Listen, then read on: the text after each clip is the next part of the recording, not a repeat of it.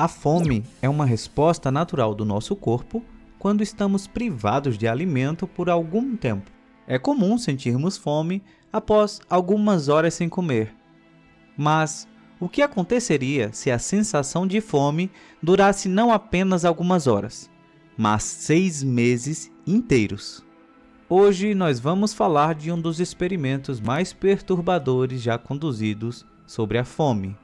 Mas, antes disso, se inscreve no canal e continue nos acompanhando.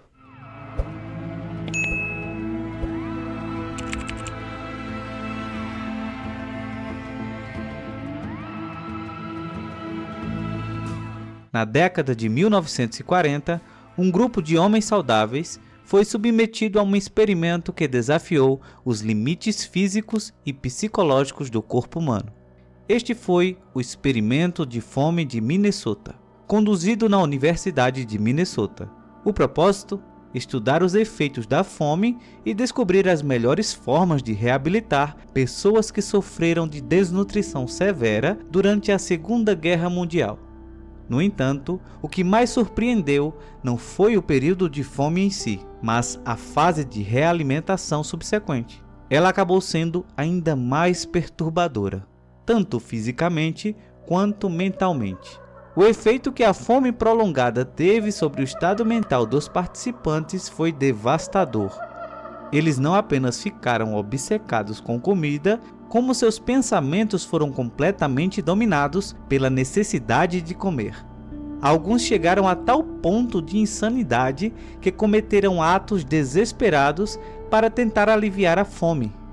Um dos voluntários chegou até a se ferir gravemente, incapaz de suportar a pressão do experimento. Mas por que alguém se submeteria a tal provação? É importante entender o contexto histórico. O mundo estava no meio da Segunda Guerra Mundial e milhões de pessoas na Europa estavam sofrendo com a fome. O governo dos Estados Unidos, prevendo o fim do conflito, queria encontrar a melhor maneira de alimentar essas pessoas assim que a guerra terminasse. Foi então que o pesquisador Ancel Keys e seus colegas propuseram um estudo ousado: submeter voluntários à semi-inanição controlada e, em seguida, estudar o processo de realimentação. Esses homens seriam os pioneiros da reabilitação nutricional. Como Ancel Keys conseguiu voluntários para tal experimento? A resposta pode parecer surpreendente, mas foi bastante simples. Eles distribuíram panfletos com a seguinte pergunta: você passaria fome para que os outros possam ser melhor alimentados? O apelo encontrou ressonância especial entre homens objetores de consciência, aqueles que, por motivos morais ou religiosos, se recusaram a pegar em armas e participar da guerra. Para eles, este experimento oferecia uma maneira de contribuir para o esforço de guerra sem violar suas crenças.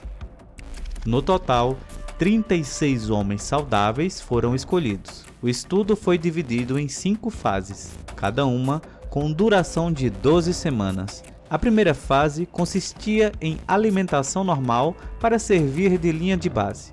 Os pesquisadores mediram tudo o que podiam, desde o peso, a altura, até capacidade pulmonar, densidade óssea, amostras de urina, fezes e até medula óssea. Eles também analisaram o humor e a personalidade dos voluntários para comparar com as mudanças que viriam depois. Nessa fase inicial, os participantes levavam uma vida normal, com suas rotinas intactas, mas isso mudaria radicalmente nas fases seguintes. Em 12 de fevereiro de 1945, a fase da semi-inanição começou. Este foi o verdadeiro teste. Durante 6 meses, os homens receberam apenas 2 refeições por dia, compostas de alimentos simples e monótonos, semelhantes aos que as pessoas na Europa Central, devastadas pela guerra, estavam consumindo: pão integral, batatas, nabos, repolho e pequenas quantidades de carne e laticínios. Aproximadamente metade de suas necessidades calóricas diárias foi cortada. O objetivo era simular a fome enfrentada pelas pessoas no pós-guerra. Mas havia uma diferença crucial. Ao contrário das vítimas reais na guerra, esses homens tinham que continuar com suas rotinas normais. Nas primeiras semanas, os participantes ainda tinham um pouco de energia para conseguir com suas atividades cotidianas.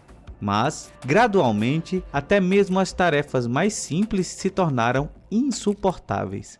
Subir escadas, por exemplo, exigia que eles fizessem pausas frequentes. Sentar-se ereto tornou-se uma tortura, e os homens começaram a carregar travesseiros para aliviar a dor ao sentarem.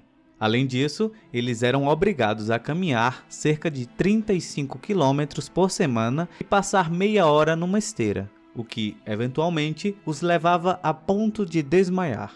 Um dos participantes, Jay Gardner, descreveu a experiência assim: entrávamos em um restaurante, pedíamos uma xícara de café e ficávamos apenas observando as pessoas comerem.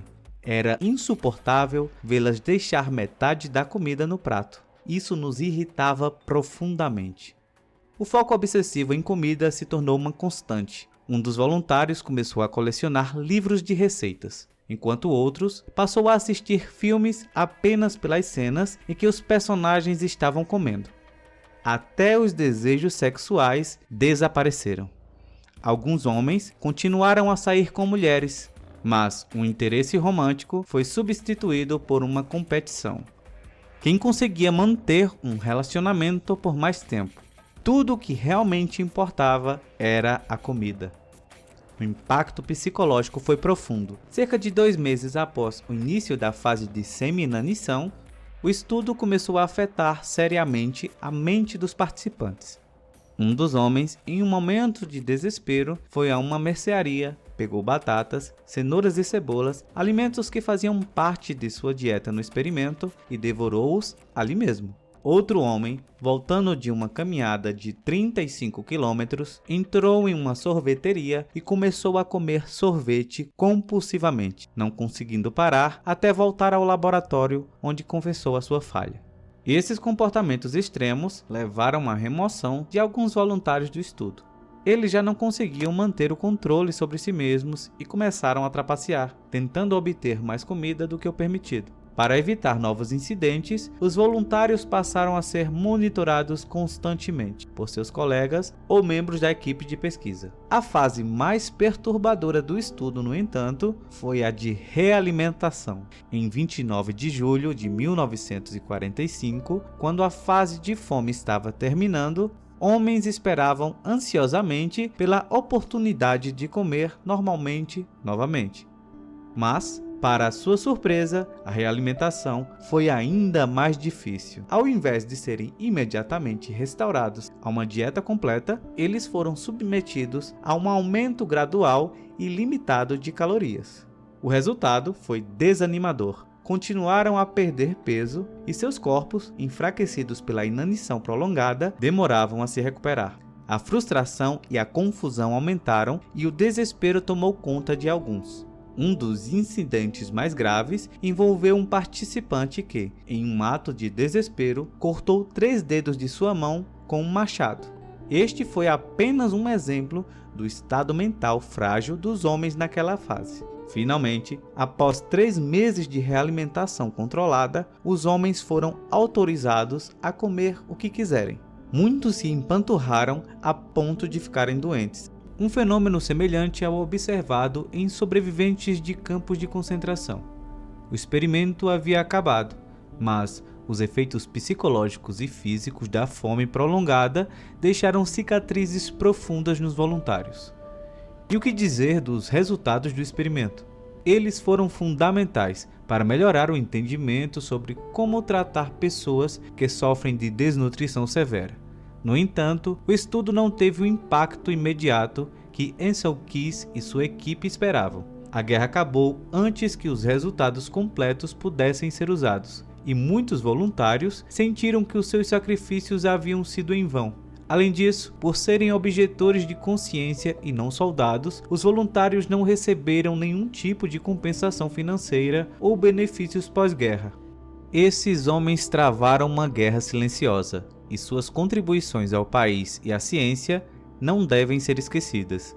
O experimento de fome de Minnesota foi crucial para entender os efeitos físicos e mentais da desnutrição. Ele moldou os esforços de reabilitação em crises de fome ao longo das décadas seguintes, orientando organizações humanitárias a desenvolver melhores formas de tratar populações famintas, como as da Europa pós-guerra e, mais tarde, em regiões afetadas por crises humanitárias globais. Além disso, o estudo também lançou luz sobre o impacto psicológico da fome, mostrando que o sofrimento mental pode ser tão devastador quanto o físico.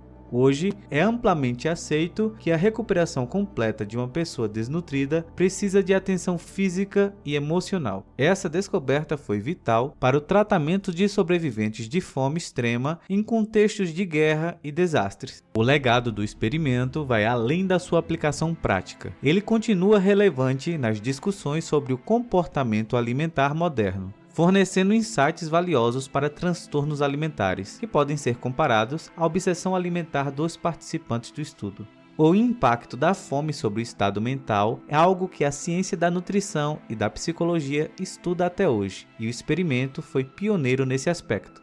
Embora esses homens voluntários tenham sofrido imensamente, seu sacrifício nos deixou uma lição inestimável sobre a fragilidade do ser humano diante da fome.